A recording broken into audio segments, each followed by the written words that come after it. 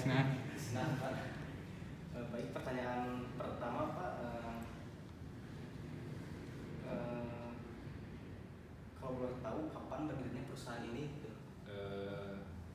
CP Bisma, kalau CP Bisma itu 2022 ya, Oh, 2022. 5 September 2022. Terus Pilar Prada itu kemarin di 6 November 2024. Jadi Bisa dibilang baru kalau kita perintis biasanya kan, karena udah pewaris.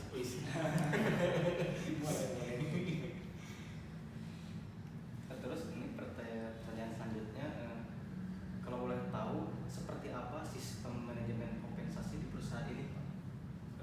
Untuk manajemen kompensasi di sini kan kita kan lebih karena perintis ya. Pada saat awal itu kita lebih ke deep talk, ke karyawan juga bahasnya dari hati-hati bahwa disampaikan kita perusahaan perintis, terus mencoba untuk membangun perusahaan bareng-bareng gitu kan. Jadi segala sesuatunya dibicarakan dari hati-hati, dinegosiasikan gitu kan, terkait segala hal gitu kan, diinformasikan. Baik, pertanyaan selanjutnya Pak,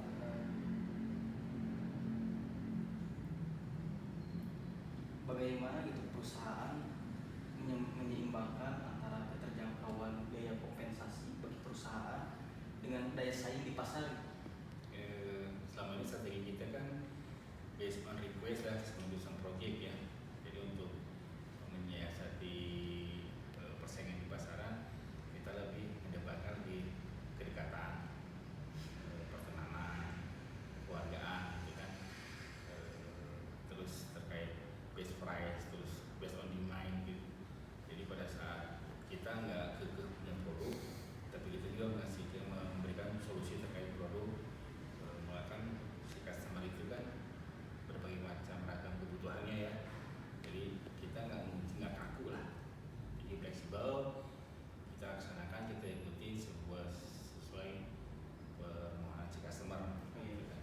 Karena kan market sih banyak, kadang kan si customer itu solusi mereka tidak terjawab dengan kadang sistem yang kita buat, makanya kita bikin sefleksibel mungkin tapi tepat sasaran sama terperinci, teratur lah ya terkait proyeknya, penyelesaian proyek segala macamnya kita fleksibel gitu ya. Mungkin apakah ya di perusahaan ini bagaimana sih sistem terkait ya tunjangan, imbalan, bonus dan penggajian? Kalau penggajian kita berdasarkan dari awal wawancara, kesepakatan, negosiasi terkait angka, terkait fleksibilitas kerja, terus semuanya dibicarakan secara keluargaan, sampaikan. Intinya ada beberapa yang level kita yang dicatat perusahaan, peraturan pemerintah, sama ada yang disesuaikan dengan kemampuan perusahaan. Gitu. Terus terkait kompensasi seperti tadi kan, tunjangan, bonus segala macam, setiap tahun sekali kita ada bonus. Itu juga berdasarkan target dari investor kan, karena kita perusahaan ada penanam modal, ada laporan juga ke investor terkait laporan pemasukan dana, pengeluaran dana gitu kan, kita lapor ke investor. Ada hitungan detailnya saya belum paham ya, saya nggak tahu hitungan detailnya, tapi setiap tahun kita ada bonus, kita ada bonus, terus walaupun juga kita ada uang makan, tempat uang makan, terus pada saat kita ke area kita ada tunjangan SPJ, ada tunjangan makan, sama tunjangan penginapan, hotel itu ada, itu di luar gaji. Jadi pada saat tim keluar dari kantor, misalkan di Jakarta ngambil dokumen sampai dokumen itu ada uang SPJ istilahnya kan, itu diberikan sama tim. Itu paling Ya. gitu ya paling.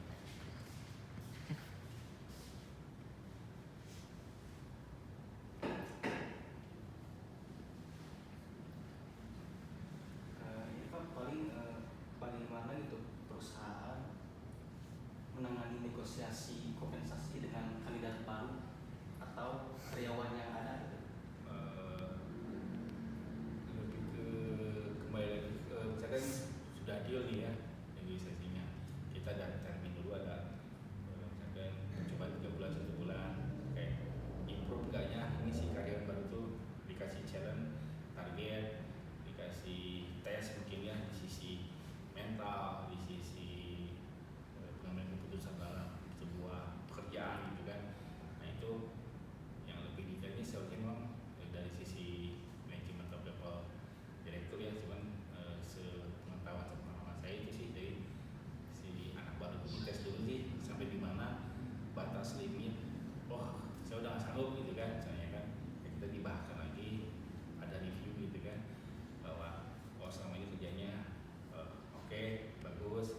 Terus kalau saya sih sistemnya spontan ya, pada saat tim atau ada nilai plus atau lebih di luar ekspektasi, saya langsung memberikan apresiasi langsung spontan. Kalau saya bisa bagus, oh jelek pun saya langsung tegur hari itu juga, karena apalagi dengan di sisi proyek kan kita sisi keselamatan sama ketepatan pekerjaan kan harus betul-betul presisi, karena menyangkut dengan orang lain kan, si pemilik pekerjaan kan harus puas. Nah, makanya di sisi implementasi ini punishment sama reward saya kadang instan pada saat itu, pada selesai proyek ada sedikit nih tim sesuai target, saya kasih sedikit lah bonusnya gitu kan, nih target tercapai, kita pulang dengan selamat, siap kita terpenuhi, saya kasih mereka reward, ada lebih di luar SPJ, di luar salarinya gitu kan. Ya proyek selesai, saya langsung kasih reward kalau misalkan timnya memuaskan dengan pekerjaan. Nah ini kan tadi tentang negosiasi gitu, sekarang tentang perbedaan itu kan pasti di perusahaan ini setiap gaji karyawan itu kan beda-beda gitu kan, tergantung divisi atau jabatan dan pengalamannya gitu. Nah jadi bagaimana perusahaan itu menangani perbedaan gaji tersebut? Ya, karena kita masih mengisahkan karyawan ini masih sedikit ya sebenarnya kan.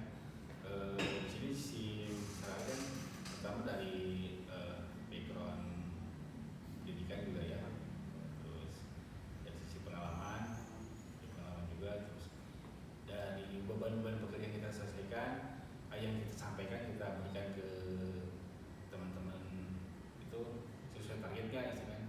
Terus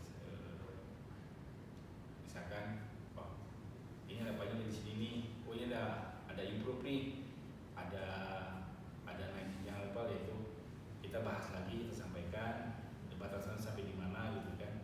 Itu pasti setiap ada perubahan selalu dikomunikasikan lah gitu kan. Nah, di sisi perubahan skill, ada perbaikan skill, ada downgrade skill, misalkan performa jadi berkurang nih gitu kan. Kita bisa lagi kita sampaikan secara baik-baik. Terus kalau terkait misalkan ada perbedaan kayak dari apa tadi kan, pendidikan, pengalaman, sama pada saat kita kasih pekerjaan dia bisa menyelesaikan dengan cepatnya dan sesuai keinginan kan. Terus mungkin sedikit lagi ya Pak, nah, apa saja sih tantangan di perusahaan ini dalam yang menjalankan sistem kompensasi dan bagaimana sih cara mengatasinya? Kalau mengatasi sih saya juga belum berpengalaman nih, cuman ya kalau masalah pasti terkait kompensasi banyak sekali ya, terkait gagal proyek, gagal bayar, maksudnya bukan gagal proyek, terus dengan kemunduran proyek dari tahun ini agak lumayan signifikan ya, proyek berkurang lah ya, banyak efisiensi kan dari Pak Presiden, banyak efisiensi ya, efeknya ke bawah juga proyek banyak ditahan, banyak efisiensi, banyak reduce cost si proyek sendiri gitu kan. Nah sedangkan variabel gaji, variabel operasional kan sudah fix tuh. Nah kita kadang tantangannya tuh mana lagi yang mau dikurangi gitu kan. Kalau mengurangi gaji, mengurangi operasional kan pasti nanti hasilnya itu akan maksimal gitu kan. Ya solusinya kita persaingan dengan perusahaan lainnya, semurah mungkin kerjaan tapi bisa sesepti mungkin, dan tim juga bisa bekerja dengan aman gitu kan, dengan nyaman gitu kan. Jadi kerja itu nggak hanya aman tapi nyaman juga. Aman boleh tapi ngedumel di hati juga itu nggak berkah lah gitu. Kita nyari aman nggak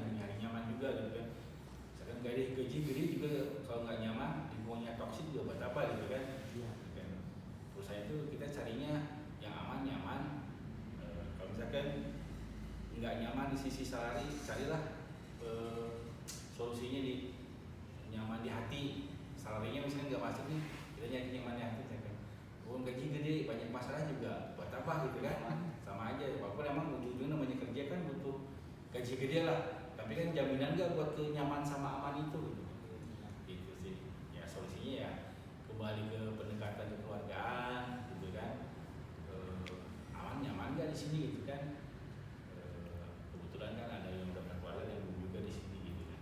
Makanya solusinya kayak gitu, ke pendekatan yang lebih ke akhirnya buat pelipur lara istilahnya ya udahlah, yang lain di luar masih banyak yang nganggur dengan walaupun istilahnya selalu luar ekspektasi, contoh kenyamanan kerja ya solusinya kita nge-create, bikin hati nyaman, bikin hati tenang aja gitu kan.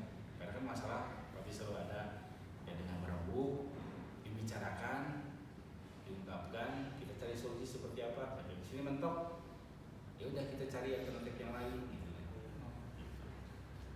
Jadi intinya dalam setiap masalah itu komunikasikan, dicari solusi terbaik, gitu aja sih kan. Dibicarakan, direnungkan lagi. Iya. Ada. Ya, mungkin cukup Pak gitu. Mohon maaf bila ada kekurangan, kesalahan gitu Pak. Terima kasih juga sebelumnya udah meluangkan waktunya gitu, buat kami gitu. Saya kemampuannya segini, pengetahuan saya cuma segini. Bila mana ada kata-kata atau istilah yang nggak nyampe, apa ini ya? Ya gak apa-apa, ini yang bermanfaat sih. Ya sering-sering kayak aja sih. Karena kan kita project nih, bukan produksi gitu kan. Kalau produksi udah jelas, kalau project kan kita kadang ada enggak gitu, kadang tiba-tiba pindah kemana-kemana. Jadi untuk di sisi yang namanya apa matching kompensasi ini kan apa benchmarking ini kan kita based on project misalnya gitu kan, berdasarkan project, angkanya segala macamnya gitu kan, berdasarkan project. Jadi bisa gede, bisa kecil gitu kan, nggak pasti gitu. Dunia project kan yang pasti gitu kan. Oh, iya. Ya Pak, terima kasih Pak. Ya.